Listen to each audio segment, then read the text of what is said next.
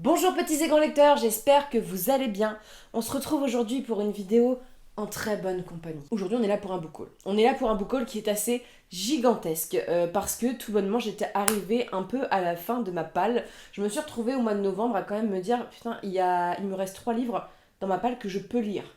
Le reste, ce sont que des ouvrages où il me manque des tomes. Je me suis sorti un peu les doigts du vous verrez, parce qu'il y a un texte. J'ai dit c'est bon, on ne pinaille plus, on y va, on est lancé. Et j'ai aussi acheté pas mal en occasion, j'ai continué des séries. J'ai aussi l'occasion hier notamment d'acheter des livres et de me faire un petit peu plaisir pour cette fin d'année. Et ben on commence. Et ben on est parti pour les réceptions. Alors les réceptions, la première, je ne sais absolument plus si je vous l'ai présentée ou pas au book haul juste avant. Parce que je crois que j'ai reçu ces livres à peu près en même temps. C'est un texte qui m'a grandement plu parce que bon, je suis une convaincue de l'auteur et c'est un très beau texte notamment pour la fin de l'année. C'est J.R.R. Tolkien, donc La chute de Gondoline, donc traduction de Daniel Lauzon, de Tina Jolas et de Adam Tolkien, donc illustré par Alan Lee. C'est une version hardback de La chute de Gondoline. Pour tout vous dire, ce texte, j'étais persuadée que c'était La chute de Numénor. Je suis tellement obsédée par la chute de Numénor que je la vois partout. J'étais persuadée que c'était ça. Mais là, on est sur la chute de Gondoline de cette cité. Alors, c'est un épisode que l'on suit déjà dans le Silmarillion, comme Beren et Lucienne, comme les enfants d'Oulin. Donc, c'est un peu les trois grands textes qui sont complémentaires du Silmarillion, avec donc différentes formes. À l'intérieur, vous allez trouver autant donc, le texte de base, les réécritures, les formes différentes. On a aussi la Quanta Nodorinwa, donc pas forcément à lire à la suite, mais de se lire un petit chapitre par petit chapitre. Ça raconte l'histoire de notre cher Tuor. Alors Tuor, si on replace un petit peu les trucs et si je me plante pas, c'est de la même famille que de les enfants d'Oulin. Hein. Alors, il me semble que ce sont deux frères à la base. Il y a la branche qui est les enfants d'Oulin et il y a la branche qui est la branche de Tuor. Tuor, il a des liens avec les elfes et il va rejoindre la cité de Gondolin qui a été construite par les elfes, notamment pour lutter contre le méchant Pabo Morgoth. Et suite à la trahison d'un personnage, la cité menace de chuter. Il y a beaucoup de cités qui chutent chez Tolkien. Gondolin, c'est quand même un grand pan de l'histoire donc de la Terre du Milieu et c'est un passage assez intéressant. C'est une édition, comme je vous dis, ça c'est les éditions. Soit vous avez les moyens et vous êtes richouille et vous pouvez vous la permettre, soit des éditions à offrir à Noël ou à se faire offrir. Donc très richement illustrées. Et moi j'aime. Alors les illustrations couleurs sont très sympas et moi j'aime beaucoup le crayonné, vous le savez, vous êtes habitués maintenant. Et c'est vrai que les entêtes de chapitres et tout, c'est assez merveilleux et puis ça complète un petit peu le Silmarillion. Moi j'attends plus que la chute de Numénor. Donnez-moi la chute et je serai conquise. Mais on poursuit toujours avec le même et l'unique. Les éditions Pocket m'ont envoyé Le Seigneur des Anneaux dans ses éditions intégrales. Donc Pocket a toujours pour parti pris pour la fin de l'année de faire des éditions intégrales de ses ouvrages. Donc sur surtout les bouquins qui ont eu du succès. Vous êtes donc sur des très belles éditions du Seigneur des Anneaux avec papier. Alors édition fragile mais très esthétique. Il y a les mêmes avec Beren et Lucienne, avec la chute de Gondoline. Voilà, il y a du choix dans cette collection-ci. Ce sont des titres entre 12 et 11 euros et ça permet d'avoir une édition assez jolie dans la bibliothèque. Notamment, c'est assez pratique de lecture dans le sens que ce sont des textes qui sont écrits assez gros. Faut bien comprendre que Le Seigneur des Anneaux, c'est un texte assez énorme et que les intégrales, alors moi j'adore les intégrales, mais tout le monde n'est pas capable de lire des textes écrits en petit et pour la praticité de lecture c'est pas toujours très simple et donc ça peut être un outil pour lire un peu plus facilement le Seigneur des Anneaux dans cette formule-ci. Et ils habillent très bien ma collection du Seigneur des Anneaux, je suis très contente et en plus c'est une édition, alors pour ceux qui ont un peu suivi, moi j'ai fait mon mémoire de recherche de fin d'année sur les couvertures, ce sont des couvertures qui sont vraiment dans la lignée d'un respect du travail de Tolkien. Là vous avez la porte de la Moria, vous avez le bâton de Gandalf, et ensuite vous avez l'œil de Sauron. Et quand on s'y connaît un petit peu, il y a quand même des références à notamment ce cercle-ci, tout ça, aux premières couvertures que Tolkien a fait sur son univers.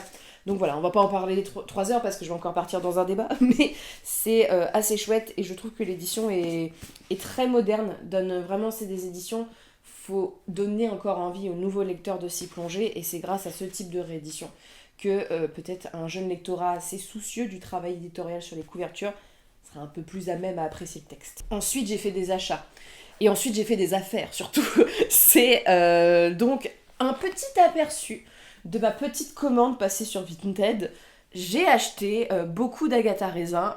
J'ai acheté du tome, si je dis pas de bêtises, 10 jusqu'à l'avant-dernier tome. Il y a le 2 tomes que j'avais déjà, donc que je me suis pas prise. Et je crois qu'il y a le 26, le 27 et le 15 que la personne n'avait pas. Mais j'ai fait une sacrée affaire. J'ai jamais vu des Agatha à raisin à ce prix-là et surtout dans cet état-là. Faut absolument que je vous raconte comment j'ai reçu ce texte parce que c'était très drôle et très touchant et j'ai trouvé ça tellement soigneux et tellement parlant de la personne qui me les a envoyés. Cette dame m'a envoyé donc dans un carton qui était protégé par un carton. Et chaque livre, on était quasiment sur une vingtaine de livres, était emballé dans du papier journal télé. Mais emballé comme si c'était Noël. Vraiment au carré et tout. C'était super. Ils sont en excellent état. Aucune odeur. Je suis extrêmement contente. Et je les bouffe. J'en ai eu 7 ou 8 en l'espace de 2 semaines. Voilà. Donc, à un moment, faut pas juger. Voilà, j'ai besoin de lire Agatha. Mais je suis dedans. Et c'est l'avantage quand on a vraiment ces séries-ci à la suite, c'est que ça s'enchaîne bien. Agatha, moi, il y a des moments je cale. Alors, moi, ça fait trop. Et il y a des moments j'ai envie de lire plusieurs tomes à la suite. Parce que c'est des petits tomes, ça fait 300 pages, c'est des tomes que je lis souvent entre deux grosses lectures. Je suis dans le mood, et en fait, quand je suis dans le mood, j'ai envie d'enchaîner. On quitte la Cozy Mystery pour passer à mon ennemi numéro un. Je vous ai dit que je faisais des efforts, et j'en ai fait un très très grand. 2025 signera la fin de Terry Goodkind pour moi, dans le sens que là, si j'avais le tome 13, on aurait terminé la série. Là, je l'aurais terminé.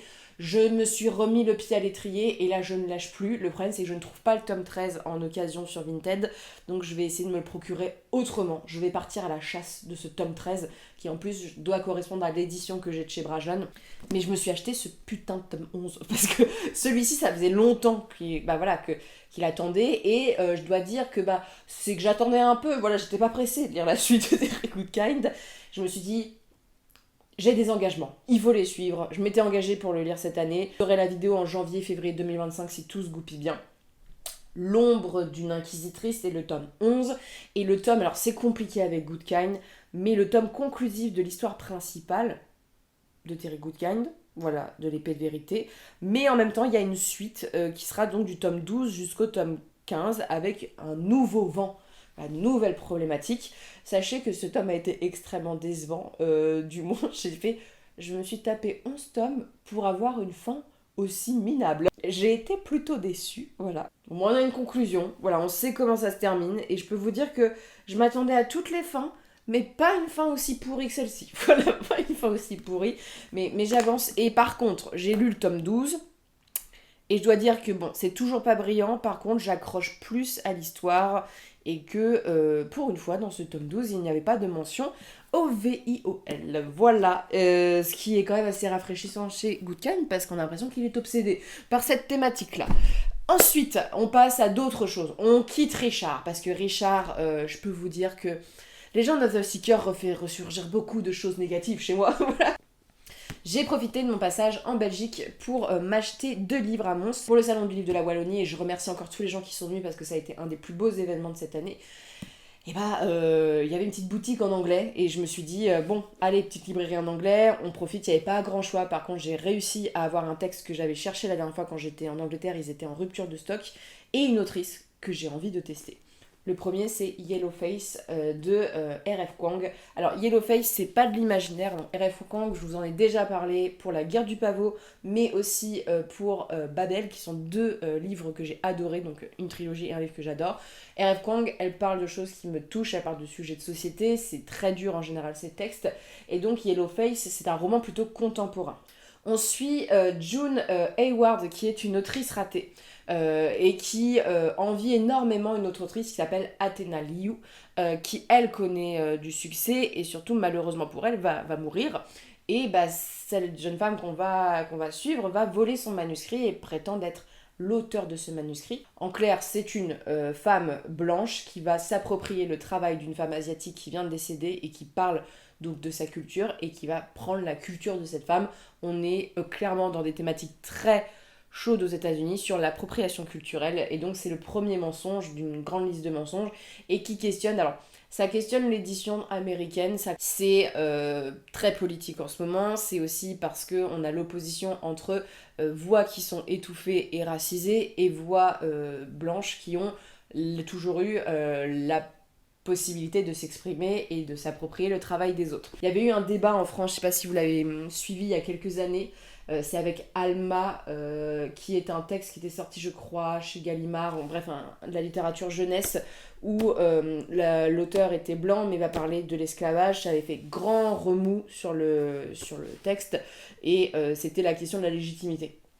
Et donc là, je pense que c'est pas forcément la question de la légitimité, ça va être plus la question de l'appropriation culturelle, mais la légitimité va peut-être être abordée. Je vous en dirai plus, mais j'ai très hâte, sachant que la R.F. Kuang, on la connaît avec le temps. Mais voilà, je pense que ça va être aussi un peu thriller, dans le sens que quelqu'un va forcément découvrir le poteau rose et peut-être la menacer. Et ensuite, alors j'ai pas trop lu de quoi parler ce livre, j'ai pris ce livre parce que l'autrice, c'est une autrice qui m'intéresse beaucoup.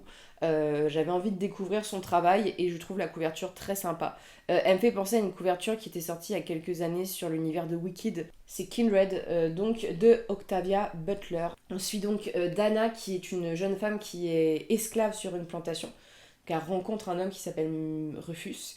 Et a priori, elle va le sauver de la noyade et elle le sauve et le sauve et le sauve continuellement. Mais a priori, le fait de le sauver avec des pouvoirs un peu étranges va elle-même la mettre en danger. Donc j'ai hâte de voir ce que ça va donner. La couverture est très sympa, minimaliste, j'aime beaucoup. Et on va voir un petit peu le travail d'Octavia Butler, mais je crois que c'est une autrice assez engagée sur les questions de féminisme et tout, et de représentation, donc hâte de découvrir son travail.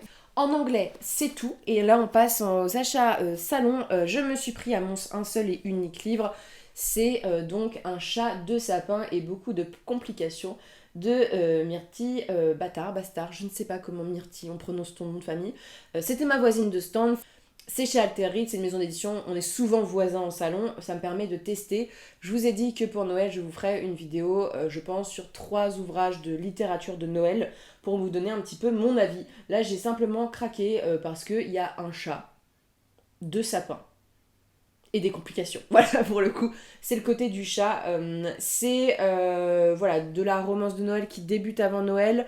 Myrtille m'a juste prévenu qu'il y a des scènes olé olé, donc je le sais, voilà, je sais dans quoi je m'engage, mais j'ai très hâte de voir ce que ça va donner et voir si le genre me plaît. Mais ça va être de la découverte, et bon, c'est quelqu'un que j'apprécie beaucoup parce qu'en salon qui est toujours extrêmement gentil. A priori, le chat potelé va jouer Cupidon, donc moi dès qu'il y a des chats, vous savez, je suis faible. On repasse sur de l'imaginaire. En repartant de Bondu, on est passé à Arras et on s'est arrêté à la librairie Légendarium, qui est une librairie spécialisée d'imaginaire que j'apprécie tout bonnement. Et j'ai fait quelques petits achats, voilà. Le premier est tellement pas étonnant de ma part que le libraire savait que j'allais le prendre, c'est donc The Fisherman de John Langan chez J'ai lu. Alors ce livre est très sympa esthétiquement parlant. Il brille de mille feux. On est sur un texte que j'ai pris parce que ça m'a rappelé beaucoup l'ambiance de McDowell. On est au nord de l'état de New York, dans les bois de Woodstock. Il existe là-bas une rivière assez profonde, on voit jamais trop le fond, mais qui est difficilement accessible. Et on a 2 veufs qui décident de pêcher dessus, de tenter l'aventure. Mais surpris par une pluie torrentielle, ils se réfugient au Herman's Diner, dont le patron leur raconte l'incroyable histoire de cet endroit. A priori, eux-mêmes vont être confrontés un petit peu à la légende. J'ai très très hâte. Bon, voilà, vous le voyez, l'ambiance Blackwater, vous le voyez, l'ambiance monstre. J'ai vraiment vraiment envie de le lire. Je vais me le lire, je pense, je vais le commencer peut-être demain. Voilà, j'ai des lectures à terminer. Mais un petit bijou que j'avais déjà repéré quand j'avais fait un peu ma liste des livres qui me faisaient envie. Et ça promet. Mais moi, c'est le type de texte, je sais que j'accroche. Un peu de mystère, un peu de monstre. Le tout dans les petites villes américaines bien poisseuses. C'est tout ce que je demande. Ensuite, je me suis pris une trilogie. J'ai pris 7 trilogies. La trilogie, moi, je l'appelle Lady Helen. Voilà, donc le tome 1, le tome 2 et le tome 3. Parce que déjà, les éditions sont extrêmement jolies. C'est chez Pôle Fiction. C'est une série que vous avez sûrement vu passer parce que, après Christelle Davos, c'est l'autrice qui a gagné le concours Gallimard. Vous savez, Gallimard Jeunesse. On est à Londres en 1812 et on suit donc Lady Helen Wexpall qui fait son entrée dans le monde. Elle fait la rencontre d'un charmant jeune homme qui travaille dans une sorte de police qui chasse les démons. Et elle va le rejoindre. Je me suis assurée en demandant au libraire, je dis est-ce que c'est de la romantaisie? Parce que sinon je prends pas, hein, parce que moi on me présente un jeune homme mystérieux et tout. Je fais non, non, non, j'ai pas envie de jeune homme mystérieux. Mais il m'a dit que non, c'est beaucoup plus de l'aventure et c'est assez truculent. A priori, il y a un petit air un peu salaud gentilhomme parfois dans l'univers, donc très très hâte. Et puis là, bon, là c'est vraiment du craquage couverture, mais ça va se lire très simplement et j'avais très envie de lire cette série quand elle était sortie. Mais le problème, c'est que les grands formats de jeunesse, j'ai lu tellement vite que les trilogies, j'ai tendance à pas me lancer dedans et d'attendre la sortie poche. Mais c'est chose faite. Ensuite, quelqu'un est coupable de cet achat. J'ai craqué à la suite d'une vidéo que Loli a fait, donc sur un texte que j'ignorais tout de ce texte, et la façon dont elle l'a vendu, sur la richesse du world building et tout, j'étais en mode, on va découvrir ça, parce que Loli conseille toujours des textes hyper intéressants. C'est Terra Ignota de Trop semblable à l'éclair de Ada Palmer. Je n'ai jamais lu Ada Palmer, grande autrice de science-fiction. Donc c'est le grand prix de l'imaginaire du roman étranger, prix des lecteurs, ce texte a eu énormément de prix. On est dans un monde qui est une utopie, suite à un effondrement, on a 7 castes on va dire dans la société, qui sont régis un peu avec une sorte de classement qui met en avant les meilleurs a priori de ces castes-ci. La liste a été volée, c'est quelque chose de très important et on va envoyer quelqu'un enquêter sur qui est le coupable. Je ne veux pas en dire plus parce que ce texte a priori est très brillant sur son world building. Ça fera une autrice en plus à mettre dans mon Pokédex des autrices à découvrir et j'ai très très hâte. Alors la couverture est assez kitschouille hein, pour le coup. Mais bon, le problème des livres SF, c'est toujours le cas. Je vais enlever le ruban, je vais décoller le prix des lecteurs. Et ça, je pense que je vais me le commencer en janvier, histoire de commencer l'année sur des bonnes bases. Mais voilà, j'essaye de découvrir un peu de science-fiction. Voilà, de m'y mettre tout doucement mais sûrement, mais avec des textes qui, à mon sens, sont un peu plus pertinents pour moi que de la space opéra par exemple. J'essaye je me rends bien compte qu'il y a certains types de science-fiction que je n'aime pas du tout, du genre vraiment c'est un no-go pour moi et ce type de texte un peu plus utopique, un peu plus je pense fouillé sur les questions de world building, bah, ça va mieux me convaincre et je crois que c'est une trilogie si je dis pas de bêtises. Mais Loli, je te remercie, sans te remercier pour mon porte-monnaie, mais j'ai hâte de voir et parce que t'en parlais tellement bien que je me suis laissée convaincre. Moi aussi, je craque à la suite de certaines chroniques. Hein. Sachez que je ne suis pas un cœur de pierre face aux chroniques de mes copains sur Internet, mais j'ai très très hâte de lire celui-ci. Et enfin, celui-ci, je l'attendais depuis longtemps. Et pour tout vous dire, je laissais le temps, parce que autant le tome 1 était un coup de cœur, autant je voulais lire la suite très très vite après. Comme il n'était pas encore disponible aux Imaginales, je me suis pas mis dans le truc. Et en fait, c'est pas que j'ai oublié ce livre, mais j'avais tellement de choses à penser à côté et tout que je l'ai mis un peu de côté. Mais je l'ai pris parce que bon, on ne change pas une équipe qui gagne et on change pas des passions qui gagnent aussi. J'ai pris La fin des dieux de John Gwynne. Donc voilà, moi je ne suis plus en partenariat avec Léa, ce qui fait que maintenant j'achète mes livres. Voilà, je fais partie des influenceurs qui achètent leurs propres ouvrages pour continuer leur série. Et donc La fin des dieux est la suite de cette mythologie nordique, d'inspiration nordique, d'art fantasy que je vous ai présenté, qui a été un véritable coup de cœur. Mais je finirai bien sûr son autre saga. Mais j'ai hâte de le terminer. Et en même temps, j'ai pas envie de le lire là pour la fin d'année. Je pense que je vais le prendre aussi en janvier. Parce que mes envies de lecture sont un peu comme ça. Il faut que je commence bien le mois de janvier pour me donner envie de continuer. Et comme je vais avoir beaucoup de corrections, parce que voilà, j'avance beaucoup sur les textes de 2025, il en reste qu'il faut que j'ai des textes accrocheurs si je veux pas m'ennuyer et avoir des pannes de lecture. Donc là, je pars du principe que ça va bien se passer. Ça va bien se passer. Il y a tout ce que j'aime dans ce genre de texte.